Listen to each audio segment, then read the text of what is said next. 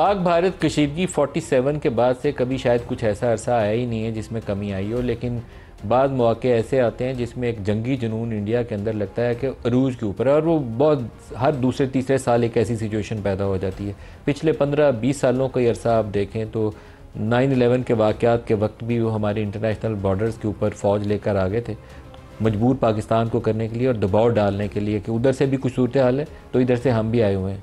पुलवामा का अटैक हो तो उसके अंदर पाकिस्तान के ऊपर इल्ज़ाम तराशी पे भी तैयार थे और कुछ और भी इल्ज़ाम लगाकर कुछ करने पे आमादा थे। पाकिस्तानी जवाब से उन्होंने वापसी की राह तैयार की, बालाकोट पे आके स्ट्राइक कर दी।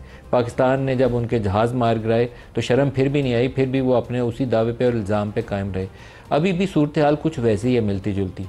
जो कुछ हुआ पहलगाम के अंदर, पाकिस्तान कहता है कि इंडिपेंडेंट इन्वेस्टिगेशन करते हैं, जो ज़िम्मेदार होगा तयन हो जाएगा, लेकिन उसकी तरफ जाने की बजाय इल्ज़ाम यह है कि पाकिस्तान ने किया और पाकिस्तान के ऊपर बराह रास्त जारहाना कार्रवाइयों का वो आगाज़ कर चुके हैं। पाकिस्तानी सफारती अमले की तादाद में कमी की, पाकिस्तान का वहाँ जो मिलिट्री अटैशीज़ हैं उनको वहाँ से पर्सोना नॉन ग्रेटा करार दे दिया।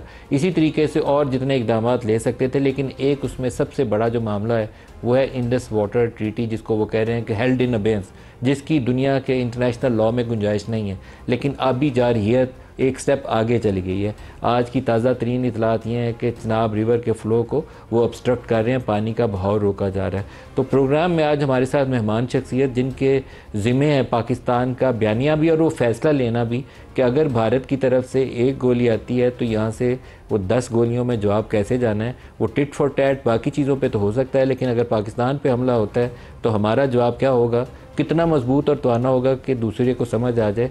वो मेहमान शख्सियत आज हमारे साथ हैं पाकिस्तान के वज़ीर दिफा ख्वाजा मोहम्मद आसिफ साहब।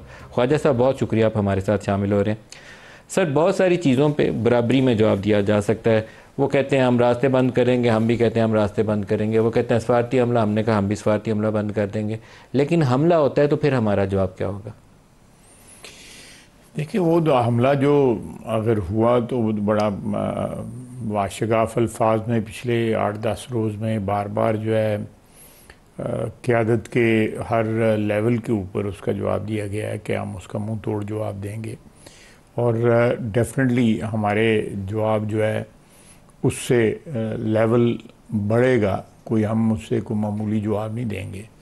अगर वो जवाब को हमला करते हैं, जो भी मैं डिफ़ाइन नहीं कर सकता इस वक्त, लेकिन जो भी हमला करेंगे डेफिनेटली उससे लेवल जो है ऊपर होगा, हमारे उससे तगड़ा जवाब जाएगा, नीचे नहीं आएगा। बिल्कुल नीचे कभी नहीं आएगा। सर, जो अमरीकी नायब सदर के वहाँ बयान के बाद एक सूरत हाल है, उससे तासुर ये दिया जा रहा है, ख़ास तौर पर भारतीय हम जो कुछ कनेक्टेड लोग हैं उनके डिप्लोमेटिक एरियाज़ के अंदर, वो कहते हैं कि LOC के ऊपर अटैक करेंगे क्योंकि इंटरनेशनल बॉर्डर से तो खुली जंग हो जाती है। जैसे पहले वो आए थे बालाकोट में, उन्होंने कर दिया था, तो हमने जाके तो दूसरी तरफ अपना बदला ले लिया।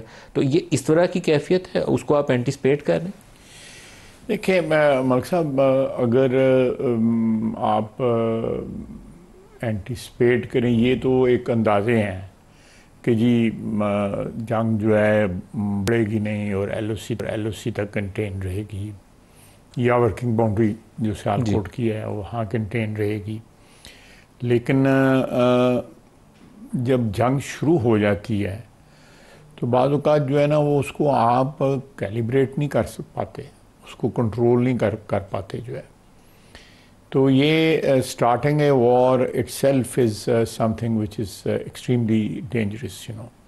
जब बैट होगा, अगर वो फ़र्ज़ करें हमारे ख़िलाफ़ कोई एक्शन लेते हैं, हम उसे दुगना आगे से जवाब देते हैं या 3 गुना जवाब देते हैं।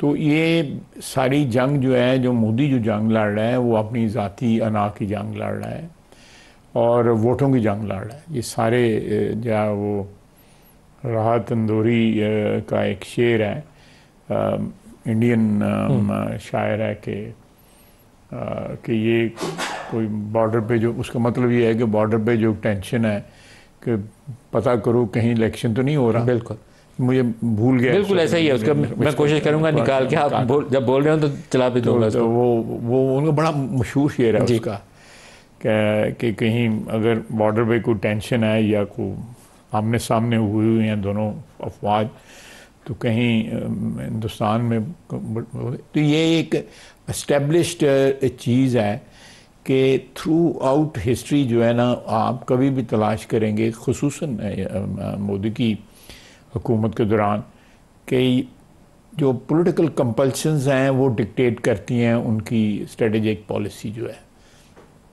Which is very unfortunate, you know, कि आप ह्यूमन लाइफ के लिए या एक पीस के लिए, इंटरनेशनल पीस की वैल्यू आपके नज़दीक जो है वो चंद वोट हैं, इक़्तिदार है। Is a desperate man, there is no doubt about it. इस वक्त भी बिहार में इलेक्शन हो रहे हैं सर ये उससे बढ़कर है कुछ इस दफ़ा, क्योंकि जो मोदी का एक वो मंत्रा था एंटी पाकिस्तान, उसने उसको जितवाया नहीं है। पिछले आप इंतखाबात का रिज़ल्ट देखें तो कांग्रेस ऊपर आ गई है। उसका मतलब यह है कि जो इंडियन वोटर था वो उस चीज़ को, वो एक्सट्रीमिस्ट माइंडसेट, जो एक्सट्रीम हिंदुत्व का उनका एक था ना फलसफा, उसको उन्होंने रिजेक्ट किया। मेजॉरिटी जो इंडियन वोटर है उसने उसको रिजेक्ट किया। लेकिन मुझे लगता है जो न्यू ग्लोबल इन्वायरमेंट है, गज़ा के अंदर जो कुछ इसराइल कर रहा है, ये भी तो माइंडसेट वही वाला है ना, जो कुछ वो गज़ा में कर रहे हैं। तो मुझे लगता है कि यहाँ सोच कुछ और है। यहाँ पाकिस्तान को इस वक्त तो उनके दिमाग में ये है कि हम बहुत ताकत में हैं, तो हम इस वक्त पाकिस्तान से माजी के 70-75 सालों में जो कुछ नहीं कर पाया वो कर लें। ये कुछ सोच नज़र आती है मुझे। मेरा नहीं ख्याल कि ये देखें, फ़लस्तीन में जो जुल्म हो रहा है, जो बर्बरियत वहाँ पे हो रही है, जो वहाँ पे एक कत्लेआम हो रहा है, वो बिल्कुल सही बात है। और ये मोदी और नेतन्याहू में कोई फ़र्क नहीं है। ये एक इंतहाई नफ़रत से भरे हुए लोग हैं और रेसिस्ट हैं सख्त किस्म के।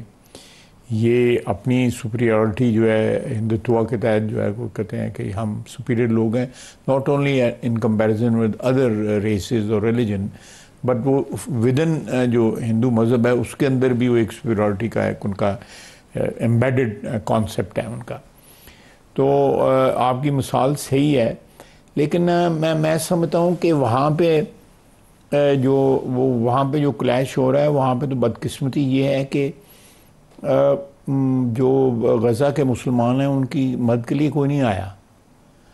अनफॉर्चुनेट चीज़ है ना, मैं किसी और को ब्लेम नहीं करता, मैं तो मुसलमान दुनिया जो है उसको ब्लेम करता हूँ। सर बाकी तो दाएं बाएं जो अरब ममालिक हैं वो शायद आंखें मूंदे बैठे हुए हैं कि हमारी तरफ किसी की नज़र ना पड़े। कोई नहीं उनकी मदद को आया, कोई नहीं मदद को आया। बल्कि अगर कहीं स्ट्रीट प्रोटेस्ट हुआ भी है मैसिव जो है, वो वेस्टर्न कंट्रीज़ में हुआ है। बल्कि यूरोप हो गया, अमेरिका हो गया, ऑस्ट्रेलिया हो गया, लैटिन अमेरिका हो गया, उनके तूल अर्ज़ में जो है प्रोटेस्ट हुआ है, लोगों का ज़मीर जाग रहा है। सर जंग हमें अपनी खुद लड़नी पड़ेगी, हमें भी अपनी जंग खुद लड़नी है। नहीं, जंग हमें खुद ही लड़नी पड़ेगी, लेकिन यह है कि यहाँ पे न्यूक्लियर आर्म्ड दोनों अतराफ़ हैं। वो गज़ा वाली सिचुएशन जो है वो तो नहते लोग हैं, नहते लोग हैं, बच्चे हैं, औरतें हैं, बूढ़े हैं, बमबारी कर रहे हैं, अस्पतालों में बीमारी कर रहे हैं। लेकिन सर न्यूक्लियर थ्रेशोल्ड, आप डिफेंस मिनिस्टर हैं, क्या चीज़ होगी जिससे आपका न्यूक्लियर थ्रेशोल्ड जो है वो ट्रिगर होता है? उस लेवल पे नहीं जाऊंगा कि उसकी रिप्रिकॉशन ज़्यादा हो जाती हैं।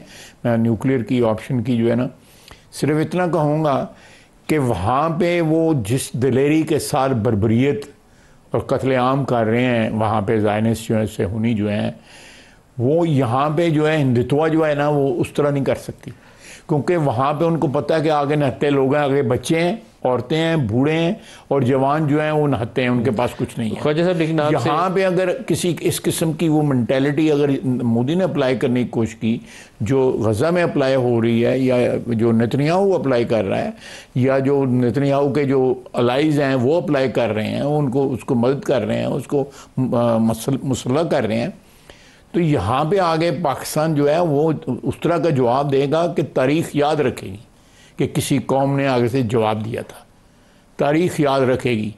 सर इंडिया पाकिस्तान हम अगर हमारी एग्जिस्टेंस ख़तरे में पड़ी, हमारे ख़िलाफ़ इस किस्म का कदम उठाया गया कि पाकिस्तान को जो है खुदा न खास्ता जो है हमारी जो एग्जिस्टेंस है वो ख़तरे में हुई, तो फिर जो है अगर हम नहीं तो कोई भी नहीं है। फिर सीधी सीधी बात है। सर वो सूरत हाल शायद आपको जल्दी फेस करनी पड़े अगर मोदी अपनी उस चीज़ के ऊपर, उस धमकी के ऊपर बरकरार रहता है कि Indus water treaty is held in abeyance, और आपका चनाब रिवर का फ्लो आज उन्होंने ब्लॉक कर दिया। आपकी न्यूक्लियर डॉक्ट्रिन का हिस्सा है कि वाटर सिक्योरिटी जो है उसके अंदर शामिल है। आपने जो स्टेप्स गिनवाए हैं उसमें आपकी एग्जिस्टेंस एट स्टेक हो या आपकी दूसरी तरफ से आबी जा रही है तो दोनों सूरत में आपकी न्यूक्लियर थ्रेशोल्ड जो है वो एक्टिवेट हो जाती है? नहीं, बिल्कुल सही बात आपने कहा है, और हम चाहेंगे कि इसके लिए जो फोरम्स हैं इंडस वाटर ट्रीटी के लिए, सिंतास माहिदा जो है वो पहले एग्जॉस्ट कर लें। हम ऑलरेडी उसका टेकअप कर रहे हैं उस मसले को, we are in process.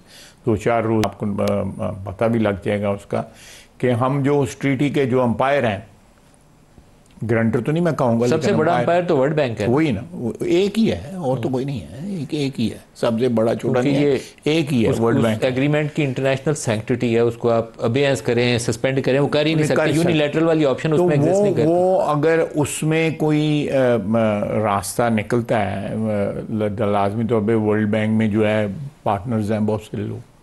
World bank भी तो कोई किसी एक एंटिटी का मलकियत नहीं है ना, उसमें बहुत सबसे बड़ा स्टेक होल्डर तो अमेरिका है उसमें। हाँ जी बिल्कुल। वो उसमें जो है वील एग्जॉस्ट दैट फोरम, और या वो जो एक हमें मुहैया है मैं इस वक्त जो है प्लेटफॉर्म, उसको हम ज़रूर यूज़ करेंगे कि कल को ये ना कहे कि आपको ये अवेलेबल था और आपने उसको इस्तेमाल नहीं किया।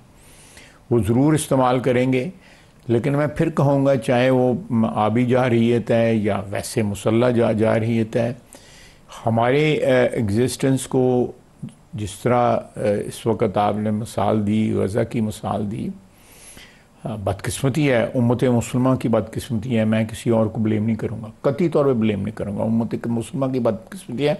पता नहीं रोज़े क़यामत जो है हमने किस तरह फेस करना है रसूलुल्लाह सल्लल्लाहु अलैहि वसल्लम को और खुदा को, कि उनकी उम्मत जो है वो कत्लेआम हो रहा था। उसकी माएँ वहाँ बच्चों के कटे हुए जिस्म उठा के जा रही होती हैं और हम देख रहे होते हैं, हम कुछ कर नहीं पाते। बिल्कुल आपने सही कहा है। मैंने बात की है, बिल्कुल वो इसी ज़िम्न में बात की है कि इंशाअल्लाह ताला कोई हम थ्रेटन हुए, हमारी एग्जिस्टेंस थ्रेटन हुई जिस तरह फ़लस्तीनियों की इस वक्त थ्रेटन है, तो इंशाअल्लाह हमें किसी को आवाज़ देने की ज़रूरत नहीं है। अल्लाह ताला ने हमारे पे मेहरबानी की हुई है। हमारे पास एक नहायत बहादुर फ़ौज है जिन्होंने माजी में भी बेशुमार कुर्बानियाँ दी हैं। इस वक्त भी दहशतगर्दी की जंग के ख़िलाफ़ जो है वो कुर्बानियाँ दे रहे हैं, लगातार कुर्बानियाँ दे रहे हैं। नौजवान बच्चे, अफसर, सिपाही जो है कुर्बानियाँ दे रहे हैं।